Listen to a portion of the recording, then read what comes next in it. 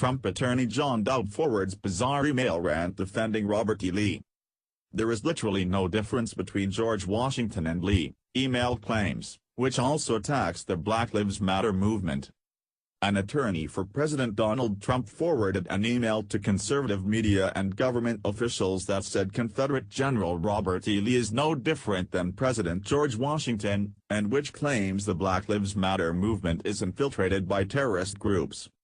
The New York Times reports that the email forwarded by Trump attorney John Dowd came from conspiracy theorist Jerome Allman, and contains the subject line, "The information that validates President Trump on Charlottesville."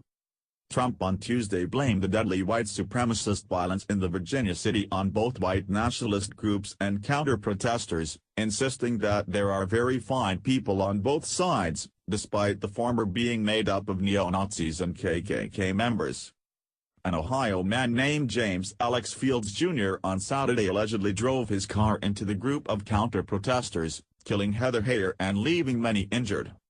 Several of the organizers of the white supremacist rally had come to Charlottesville to protest the planned removal of a statue of Lee from a local park.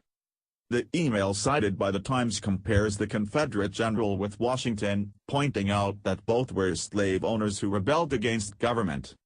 It goes on to say that both men saved America, among other wild claims, and concludes that you cannot be against General Lee and be for General Washington. There is literally no difference between the two men. The email also claims without any basis that Black Lives Matter, a national civil rights movement that protests police violence against African Americans, has been totally infiltrated by terrorist groups.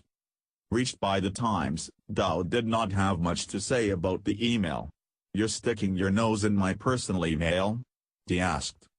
"People send me things," he went on. "I forward them.